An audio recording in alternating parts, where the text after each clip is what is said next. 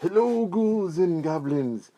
I am Jack Skellington, the Pumpkin King, here with a special Nathanchu's Disney review for you. A special spooky edition for it. And I should know spooky. I am the ruler of Halloween Town. And how would you do Halloween without good old Jack Skellington? Now, if you've noticed, I'm not wearing my usual suit.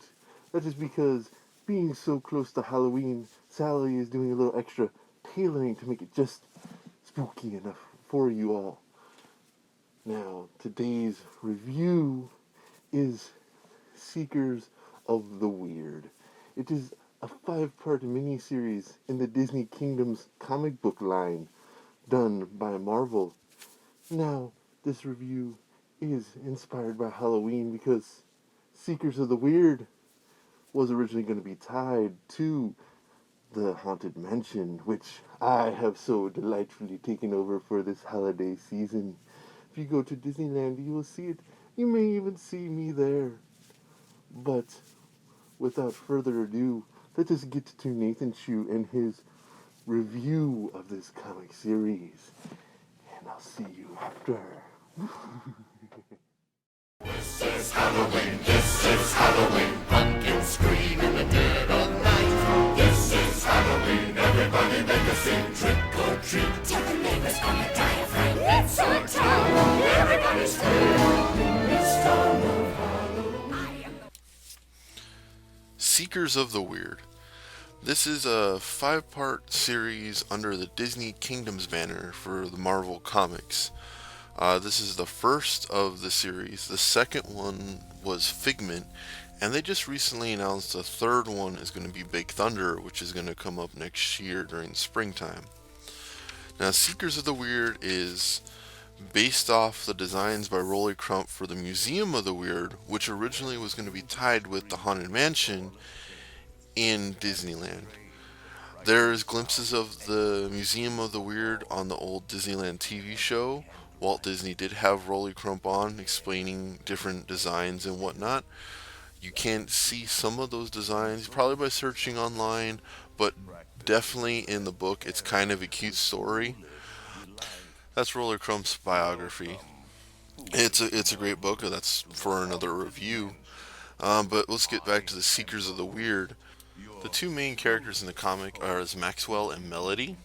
They're brother and sister. And then their Uncle Roland. What ends up happening in the book starts out Maxwell and Melody in normal life, and they get to their house, and their parents are acting strange, and something happens in the middle of the night. They hear this loud noise. They both investigate, and their parents are being attacked by all these creatures. They don't know what's going on.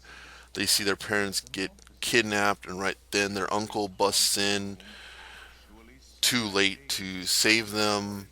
They see, if I'm pronouncing it, Despona, the leader of the Shadow Society. She has kidnapped them and demands them to bring her the coffin clock. And they have till the Candleman burns down, which find out later is a week. And the Candleman's one of the designs from the Museum of the Weird. And she disappears, and Roland's like, alright, come on, let's go. Kind of being a jerk through most of the comic series. He's kind of a jerk, and at the end, kind of changes, kind of typical.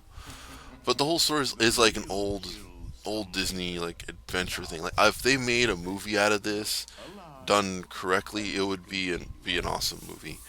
So, but anyway, so they find this door in this room that they're not allowed in, and Roland knows exactly where it is, and he goes into the museum, and it takes them with him, and he's still kind of a jerk. He tells them, food's in the kitchen, barracks is where the beds are at, and then he goes off, and they're just sitting there like wondering what's going on. Roland hasn't told them anything. And by the end of the first comic, Roland comes back. Something's happened to him. and the rest of the 4 comics is them trying to gather stuff to summon the coffin clock. Now that's as far as I'll go. I won't spoil any more of the story for you. Any of the story for you.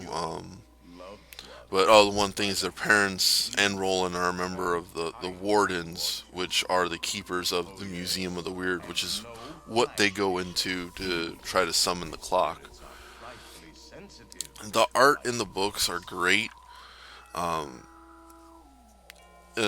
Design of all the creatures that they see in the Museum of the Weird, and the just the design of the whole museum in general is great. The story is a really good story. Like I said before, it's like an old adventurous story. Like, if this comic did really well, I wouldn't be surprised if they did a movie on it.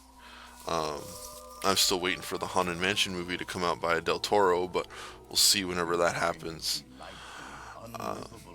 There's cool little like hidden things. Like, if you've seen the designs of Museum of the Weird and you're looking through, you kind of can notice like, oh yeah, that's from the museum. Oh, that's what that was. So if you know about it, it definitely adds to it.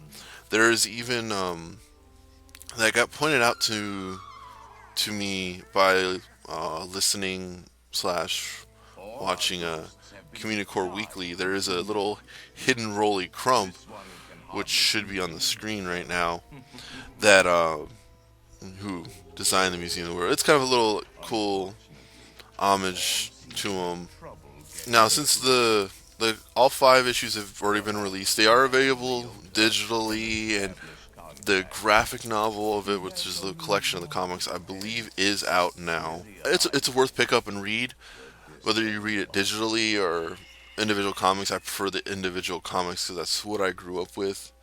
Worth reading if you're a fan of good adventure, or if you're a fan of just of the Museum of the Weird idea. If you know about that, if you're a big huge Disney fan like I am, or if you even just like the Haunted Mansion, it's kind of got that little creepy vibe at some points of it. Wasn't that a treat? Listening to him review The Seekers of the Weird comic book. Now, it has some terrifying parts to it. I wish they would incorporate some of those designs into the Haunted Mansion. But there's one thing that they did incorporate to the Haunted Mansion. That's me, the Pumpkin King. Next week, we will review the Haunted Mansion Holiday, where I have taken over a ride at Disneyland for a few months. It is a spooky, terrifying, delightful experience for the whole family to enjoy. Now, if you need to get in touch with the host of the show, or should I say, the normal host of the show, since I have taken over for a little bit, you can get to him on Twitter at Nathanchu. You can also contact him on the Facebook with redbuttonjamfest.com if you hit the like button. Now, if you want to see other delightfully, maybe even terrifying things from Red Button Jamfest, you could see them on YouTube at Red Button Jamfest and scare the like button. Now, I hope you all enjoyed your time here, and I'll see you on the next review on the ride starring me, Jack Skellington. And remember, I am the Pumpkin King!